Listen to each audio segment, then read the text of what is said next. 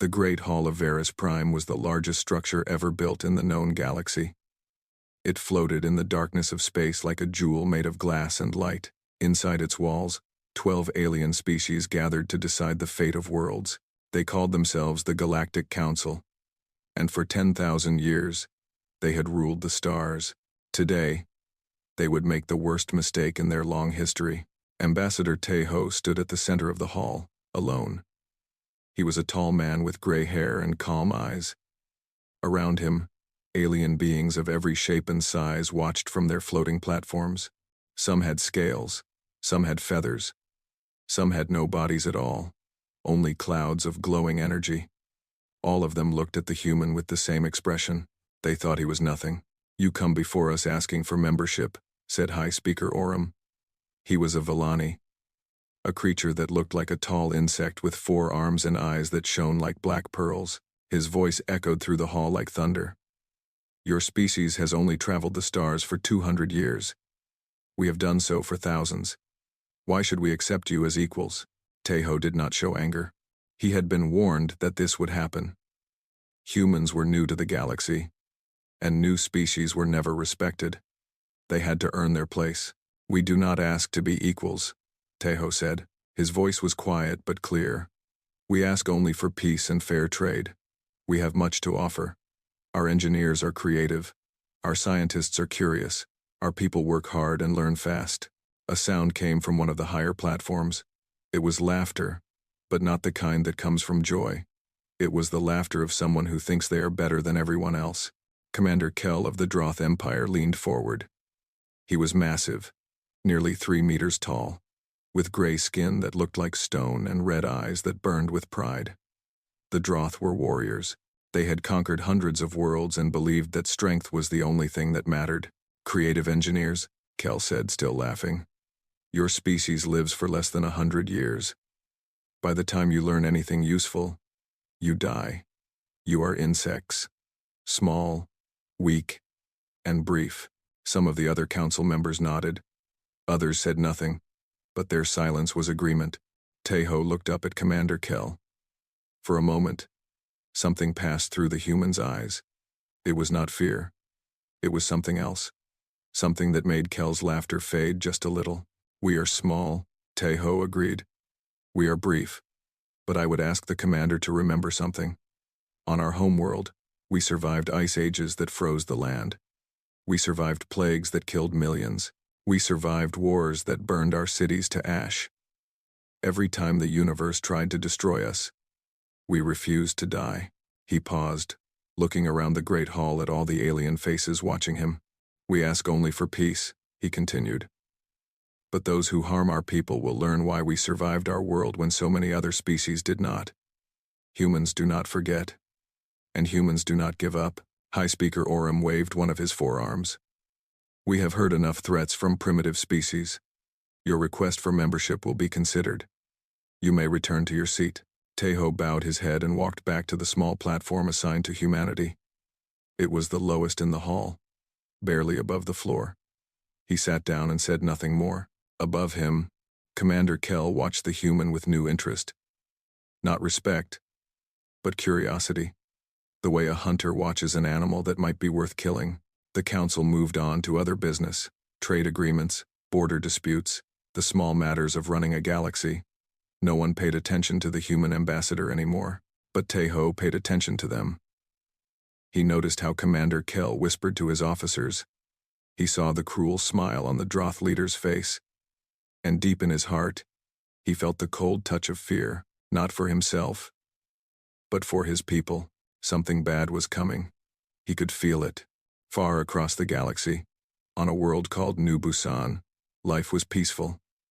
The planet had blue skies and green fields, much like Earth had been before humans spread to the stars. 3,000 colonists lived there, farming the rich soil and building homes for their children. Lieutenant Yuna stood on a hill outside the main settlement, watching the sunset paint the sky in shades of orange and red. She was 32 years old, with short black hair and sharp eyes that missed nothing. Her job was to keep the colony safe. But there was little to keep safe from. New Busan was far from any conflict, far from any danger. Her younger brother Jin walked up the hill to join her. He was a sergeant in the colony's small security force, though his duties mostly involved helping farmers fix broken fences and rescuing children who wandered too far into the woods. "Beautiful night," Jin said, standing beside his sister. "It is," Yuna agreed. "Sometimes I forget why we left Earth. Then I see a sunset like this. And I remember," Jin smiled, "to build something new, something better." Below them, in the settlement, lights were coming on in windows. Families were sitting down to dinner. Children were laughing. It was a scene of perfect peace. Neither of them knew that in the darkness of space, 20 Droth warships were entering the system. Commander Kell stood on the bridge of his flagship, looking at the small blue world on his view screen. "Such a small colony," one of his officers said. "Is it really worth our time?" Kell's red eyes glowed with anticipation. "The Galactic Council needs to see that humans can be broken like any other species. This attack will teach them their place." "The Council did not approve this action," the officer said carefully. Kell turned to look at him. The officer stepped back, suddenly afraid. "I do not need the Council's approval," Kell said. "I am commander of the Droth Empire's Third Fleet. I answer to no one. And when this is done, humanity will crawl before us and beg for mercy." The warships moved closer to New Busan, silent and deadly in the cold vacuum of space. On the hill outside the settlement, Yuna felt a sudden chill run down her spine. She looked up at the darkening sky, at the first stars appearing in the heavens. "Something wrong?" Jin asked. Yuna shook her head slowly. "I do not know. I just have a bad feeling." Jin put his hand on her shoulder. "You worry too much. Nothing bad ever happens here." Those would be the last peaceful words they ever shared. In the morning, the sky would burn. The attack came at dawn, when the sky was still pink with the early light of morning. Yuna was in her small office, drinking coffee and reading reports, when the first explosion shook the building. The cup fell from her hand and shattered on the floor. For one confused moment, she thought it was an earthquake. Then, she heard the screaming. She ran outside and looked up. The sky was filled with fire. Droth dropships were falling through the atmosphere like burning meteors. And behind them, massive warships hung in the clouds like dark mountains. "All security personnel to the main square," Yuna shouted into her communicator. "This is not a drill. We are under attack." Around her, colonists were running in every direction. Parents grabbed their children. Old people stumbled and fell. Everyone was screaming, crying, trying to understand what was happening. Jin appeared at her side, already wearing his combat armor and carrying a rifle. His face was pale but determined. "How many ships?" he asked. 20 warships. Maybe more." Yuna's voice was steady, but her hands were shaking. "We have 40 security personnel and light weapons. Jin, we cannot win this fight." "Then we do not fight to win," Jin said. "We fight to give people time to escape. The mountain bunkers. If we can hold them long enough, some people might survive." Yuna wanted to argue.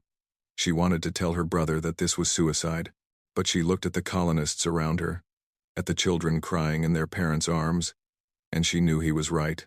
"I will lead the evacuation," she said. "You hold them here." Jin nodded. He reached out and touched her face, just for a moment. "Tell our parents I love them. And Yuna, whatever happens, survive." Someone has to tell the galaxy what happened here. Before she could respond, he was gone, running toward the sound of plasma fire with 7 other soldiers behind him. The next 6 hours were the longest of Yuna's life. She led thousands of colonists through the forest toward the mountains. Behind her, she could hear the sounds of battle growing louder, then softer, then louder again. Every explosion made her flinch. Every scream made her heart break. On her communicator, she listened to her brother's voice. "They are coming across the bridge, hundreds of them. We are holding. Jin, fall back. You have done enough." "Negative.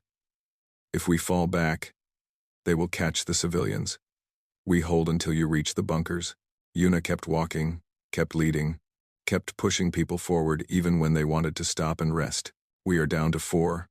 The Droth just keep coming. Jin, please." "Almost there, sister. Are you at the bunkers yet?" 5 more minutes." Then we hold for 5 more minutes. Yuna heard more plasma fire through the communicator. More explosions. More screaming. Down to 2. It is just me and Private Hana now. Jin's voice was calm, almost peaceful. Yuna, I need you to do something for me. Anything. I am recording everything. Every Droth commander. Every ship identification. Every face I can see. I am sending it to you now. Promise me you will use it. Promise me you will make them pay. Tears were running down Yuna's face. But her voice did not shake. I promise. Good. The data is sent. I can see them coming now. So many of them. Jin laughed softly. They needed an army to kill 8 humans holding a bridge. I think that says something about us. Do you not agree? Jin, I love you. I love you too, sister. Now run. Do not look back. And never forget. The communicator went silent. Yuna wanted to fall to her knees. She wanted to scream at the sky. But she did not. She kept walking, kept leading, kept pushing forward. Her brother had bought them time with his life. She would not waste it. 153 colonists reached the mountain bunkers. They sealed the doors and waited in the darkness, listening to the sounds of destruction above them. Commander Kell walked through the burning ruins of New Busan with a smile on his face. His soldiers had killed 2,847 humans in less than a day. The colony was destroyed. The message was sent. Record this, he told his communications officer. I want the entire galaxy to see what happens to species that do not know their place. He stood in front of the camera, the flames reflecting in his red eyes.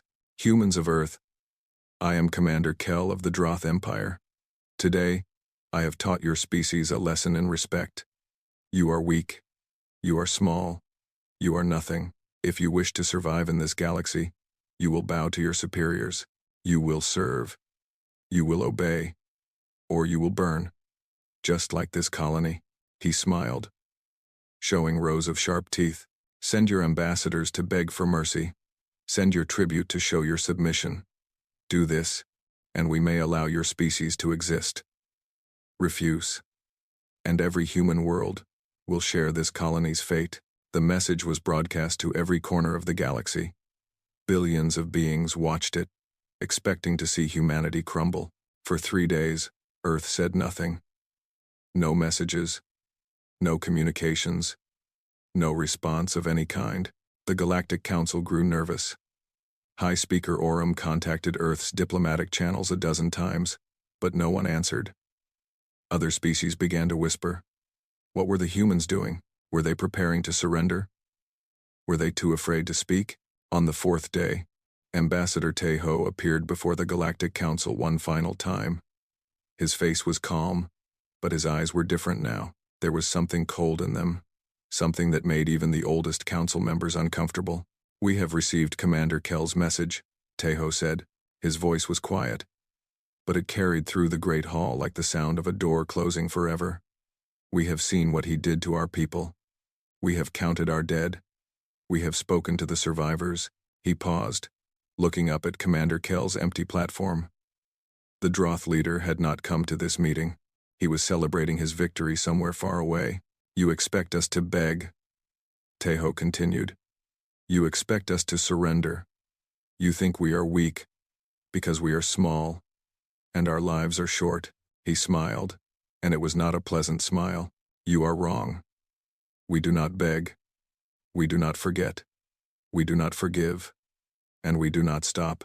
He held up a small device and pressed a button. Jin's final recording played across every screen in the Great Hall. Faces, names, ship identifications, every Droth commander who had participated in the attack. These are the ones responsible for the massacre at New Busan, Taeho said. Humanity does not declare war. We do not seek territory or tribute or revenge. We seek justice. Every person on this list will be found, captured, and brought to trial. It does not matter where they hide. It does not matter how long it takes. We are human. We are patient, and we are coming. He turned and walked out of the Great Hall without waiting for a response. Behind him, the Galactic Council sat in stunned silence. High Speaker Orem felt something he had not felt in centuries. He felt afraid. 1 year after the massacre at New Busan, The galaxy had almost forgotten about humanity's promise. The Droth Empire continued to trade and expand as if nothing had happened.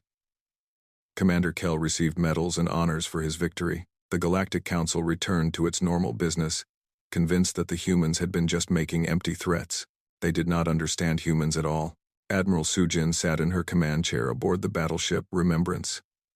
She was 63 years old, with white hair cut short and a face marked by decades of service. She had spent her entire career preparing for a war she hoped would never come. Now that war was here, and she would see it through to the end. Around her, 30 human warships moved through space in perfect formation. They called themselves the Pursuit Fleet, and their mission was simple. Find the ones responsible for New Busan, bring them to justice. Never stop until the job was done. Admiral, her tactical officer said, we have located the Droth supply station, exactly where our intelligence said it would be. Sujin nodded slowly. For 12 months, humanity had been quiet. They had sent no fleets against the Droth Empire. They had fought no battles. They had simply watched and waited and gathered information.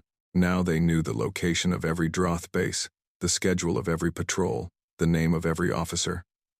They knew more about the Droth military than the Droth themselves knew. How many of our targets are on that station? Sujin asked. 3 commanders from the list. They are attending a celebration in honor of Commander Kell. Sujin allowed herself a small smile. Then let us give them something to celebrate. Begin the operation. The attack lasted exactly 7 minutes. Human ships appeared from nowhere, dropping out of faster-than-light travel right next to the station. Before the Droth could react, boarding teams had already cut through the hull and were moving through the corridors. They did not kill unless they had to. They were not here for revenge. They were here for justice. 3 Droth commanders were captured and brought aboard the Remembrance. The human ships disappeared before reinforcements could arrive. Across the galaxy, Droth officers received a message.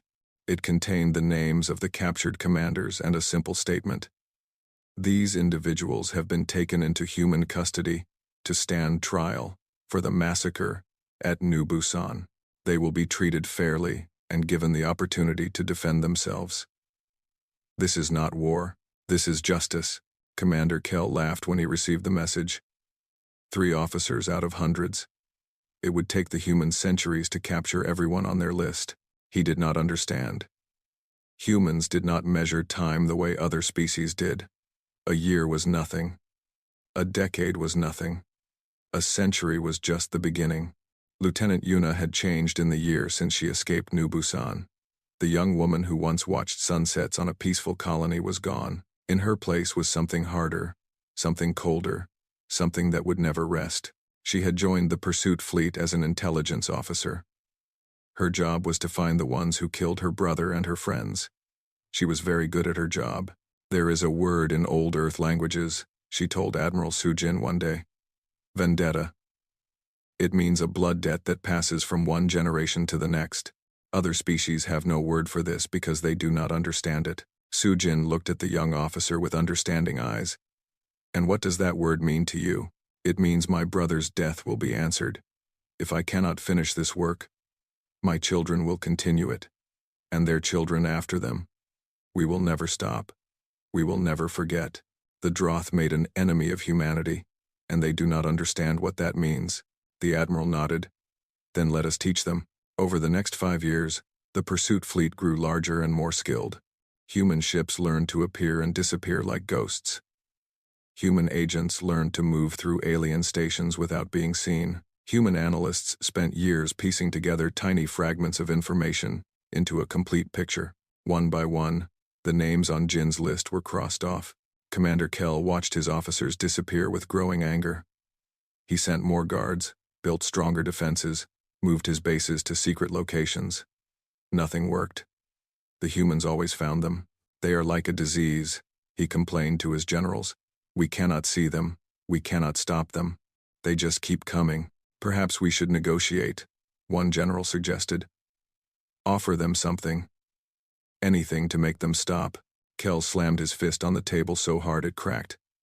I am commander of the 3rd Fleet. I do not negotiate with insects. But deep in his heart, in a place he would never show anyone. Kel was beginning to feel something he had never felt before. He was beginning to feel afraid. 10 years after the massacre, the Galactic Council could no longer ignore what was happening. High Speaker Orem called an emergency meeting. Representatives from every major species attended, including Ambassador Teho, who had returned to speak for humanity. This cannot continue, Orem said. The Droth Empire is destabilizing. Their trade routes are collapsing. Their allies are abandoning them. All because humanity refuses to stop this pursuit. Teho stood calmly before the council. He was older now, his hair completely white, but his eyes were still clear and cold. The Droth killed 2,847 of our people, he said. We did not ask for war. We did not attack their worlds or kill their civilians. We simply want justice for our dead. Every person responsible will be captured and tried. That is our only demand. But it has been 10 years, Orem protested. Surely that is enough time to satisfy any need for justice. Teho smiled, and it was not a friendly smile. You still do not understand. For humans, 10 years is nothing. We will pursue this for 20 years, 50 years, 100 years, however long it takes. Our children will continue this work, and their children after them. We do not forget. We do not stop. Ever. The council hall fell silent. Every alien being present was looking at the human ambassador with new eyes. They had thought humans were weak because their lives were short. Now they realized the terrible truth. Short lives meant humans had no time to waste. They learned fast, worked hard, and passed their knowledge to the next generation. They built traditions that lasted for thousands of years. They remembered crimes committed centuries ago as if they happened yesterday. Humans were not weak. They were the most dangerous species in the galaxy. What will make you stop? Orem asked quietly. Justice, Teho replied. Every name on our list, standing trial. Every victim remembered. Every crime answered. Then, and only then, will we stop. He turned and walked out of the council hall. Behind him, the galaxy finally began to understand what they had awakened, and somewhere in the darkness of space, Commander Kel looked at a map of the galaxy and wondered where he could possibly hide from creatures who never, ever gave up. 20 years had passed since the massacre at New Busan, and the galaxy had changed. The Droth Empire, once proud and powerful, was crumbling from within. Trade partners refused to work with them. Allied species broke their treaties and fled. Entire worlds surrendered to human forces rather than risk being caught sheltering anyone on the list. The humans had not conquered a single planet. They had not destroyed a single fleet. They had simply waited, watched, and hunted. That was enough. Captain Hojin stood on the bridge of his ship, the Endless Memory, watching stars stream past the view screen. He was 35 years old, born after the massacre, raised on stories of New Busan and the promise humanity had made. His crew was like him, young people who had never known the dead but carried their memory anyway. Children of survivors. Volunteers from Earth who believed that justice meant something, all of them united by a simple truth: humanity does not forget. Captain, his communications officer said, we have received word from command. Another 3 names have been captured. Only 17 remain on the list. Hojin nodded. When this hunt began, there were over 200 names.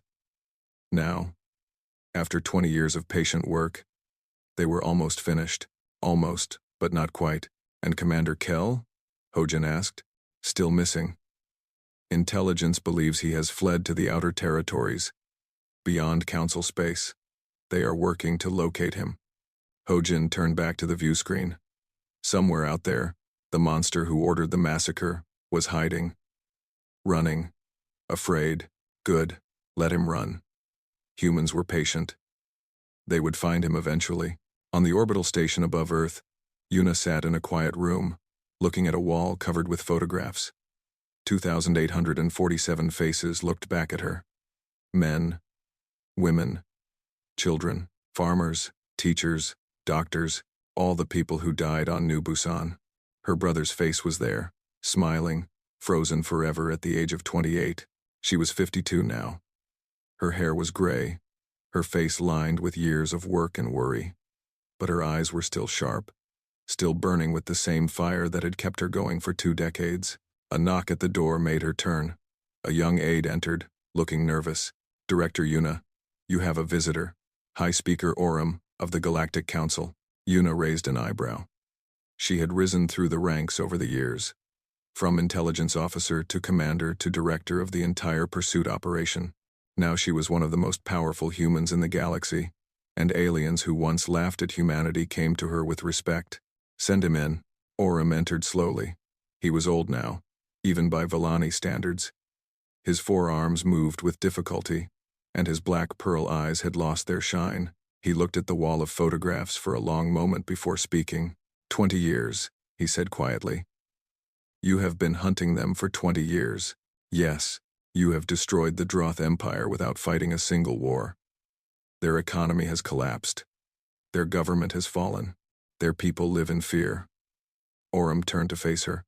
"You have become the most frightening species in the galaxy. Do you know that?" Yuna stood and walked to the wall of photographs. She touched her brother's face gently. "We did not want to be frightening," she said. "We wanted peace. We wanted to trade and explore and build new worlds. Commander Kell took that from us. He thought we would break. He thought we would beg for mercy." She turned to face Orem, and her eyes were like ice. He was wrong. Orem was silent for a moment. Then he asked the question that had brought him across the galaxy. "How long will you continue this pursuit?" "Until it is finished. And if Commander Kell hides for another 20 years? Another 50?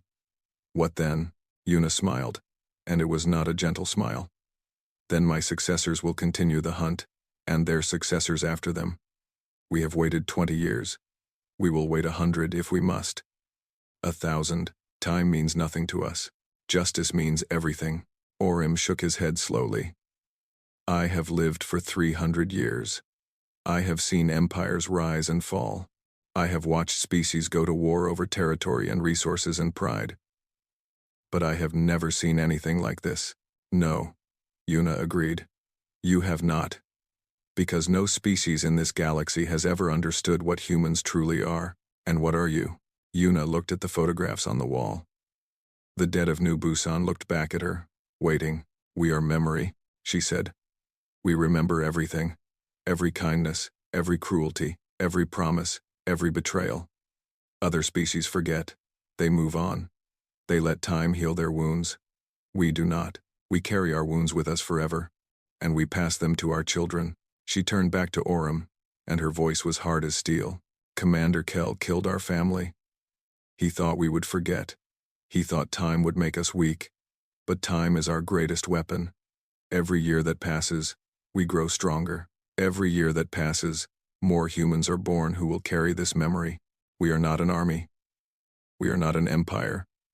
We are a promise that will never be broken." Orem stood in silence for a long moment. Then, slowly, he bowed his head. "I came here to ask you to stop," he admitted. "The council sent me to negotiate, to offer you territory, resources, anything you want. But I see now that you want nothing we can give. You are correct. Then I will return to the council and tell them the truth. Humanity cannot be bought. Humanity cannot be stopped. The only thing we can do is wait for you to finish." Yuna nodded. "That is wise. We do not want war with the council. We do not want territory or power. We just want our dead to rest in peace. When every name on the list has been crossed off, we will stop. Not before." Orem turned to leave, then paused at the door. "There is a new phrase spreading through the galaxy," he said. "Young species hear it when they first achieve space travel. It goes like this: never assault humans. They will pursue you forever." Yuna smiled. A real smile this time, sad but genuine. "Good," she said. "Let them remember. Let every species in the galaxy remember what happened to the Droth Empire.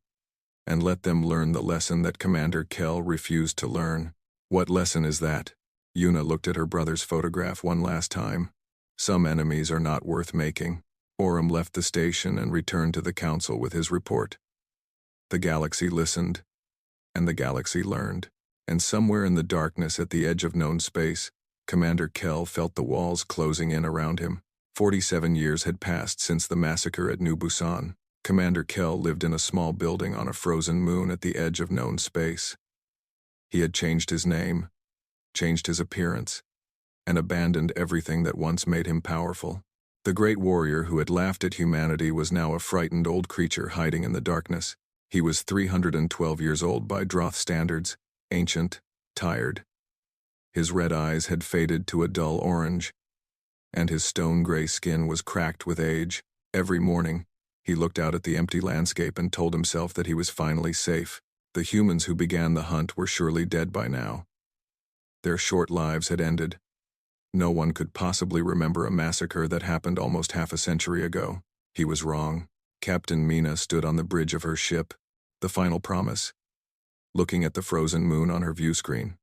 She was 26 years old, with black hair and eyes that held a fire older than her years. Her grandmother was Yuna, who had led thousands to safety and spent her life hunting the ones responsible. Her great-uncle was Jin, who died holding a bridge against impossible odds. She had never met either of them. Yuna had passed away 5 years ago, at the age of 79, still working until her last breath. But Mina knew them. She knew their stories, their sacrifices, their promise. She carried Jin's final transmission in her ship's computer, the same data he had sent to his sister 47 years ago. The list of names was almost completely crossed off now. Only one remained. Captain, her tactical officer said, "We have confirmed the target's location. He is alone in a small structure on the southern continent. No guards, no weapons, nothing." Mina nodded slowly. The mighty Commander Kell, reduced to a lonely old creature hiding in the cold. Part of her felt something that might have been pity, but then she thought of the photographs on the memorial wall. 2,847 faces, children who never grew up, parents who never grew old, an entire community erased in a single day. The pity faded. "Prepare the landing team," she said. "I will lead the capture personally." The shuttle descended through the thin atmosphere of the frozen moon. Mina sat in silence, surrounded by her team, thinking about what this moment meant. For 47 years, humanity had pursued justice. Entire generations had been born, grown up, and joined the hunt. What had started as a promise from a grieving species had become something more, a tradition, a sacred duty, and now it was almost over. The shuttle landed softly in the snow. Mina stepped out first, her breath forming clouds in the freezing air. The small building was just ahead, its windows dark, its door closed against the cold. She walked forward alone. The door opened before she reached it. Commander Kell stood in the doorway, his massive frame bent with age, his faded eyes looking at her with something that might have been relief. "I knew you would come eventually," he said. His voice was weak, nothing like the thundering power it once held. "I knew you would never stop." Mina studied the creature before her. This was the monster from the stories. This was the one who laughed as New Busan burned. Looking at him now, she found it hard to believe he had ever been frightening, but he had been. And he had to answer for what he did. "Commander Kell," she said formally, "by the authority granted to me by the United Earth government, you are under arrest for the massacre at New Busan. You will be transported to Earth to stand trial. You will be treated fairly and given the opportunity to defend yourself." Kell laughed, a weak and bitter sound. "Fairly? After 47 years of hunting me across the galaxy, you speak of fairness?" "Yes," Mina said simply, "because that is what separates us from you. You killed our people without warning, without mercy, without reason. We pursued you, with patience, with purpose, with justice. You wanted to teach us our place in the galaxy. Instead, you taught us something about ourselves. And what is that?" Mina stepped closer, looking up at the creature who towered over her even in his weakened state. "We learned that we are stronger than we knew, not because of our weapons or our ships or our technology, but because we remember. We carry our dead with us, and we do not let them go. You thought time would make us forget. You were wrong. Time made us stronger." Kell was silent for a long moment. Then he asked the question that had haunted him for decades. "Why? It has been so long. Your people who died, none of you knew them. You were not even born when it happened. Why do you still care? Mina considered the question seriously. It deserved an honest answer. Because they were family, she said. Not my family by blood, but my family by humanity. Every human who dies unjustly is my brother, my sister, my child. Their pain is my pain. Their memory is my memory. That is what it means to be human. She stepped back and gestured to her team. Take him. The soldiers moved forward, and Commander Kell offered no resistance. As they led him to the shuttle, he looked at the young human captain one last time. I underestimated your species, he said quietly. I thought you were weak because you were small and your lives were short. I was wrong. You are the most dangerous creatures in the galaxy. Mina nodded. Remember that, and tell the others who come after you. Tell them what happens to those who harm humanity. The trial of Commander Kell was broadcast across the galaxy. Billions of beings watched as the last survivor of the new Busan list faced justice. He was not executed. Humanity considered death too quick, too easy. Instead, he was sentenced to live out his remaining years in a prison station, watching humanity flourish, knowing that his empire had crumbled because of his arrogance. After the trial, Mina stood before the memorial wall on the station above Earth. 2,847 faces looked back at her. Finally at peace. It is done, she whispered. You can rest now. The Galactic Council updated its diplomatic protocols the next day. A new warning was added, taught to every species that achieved space travel. Never assault humans. They do not conquer. They do not enslave. They do not seek dominion. But if you harm them, they will pursue you across every star, through every generation, until the end of time itself.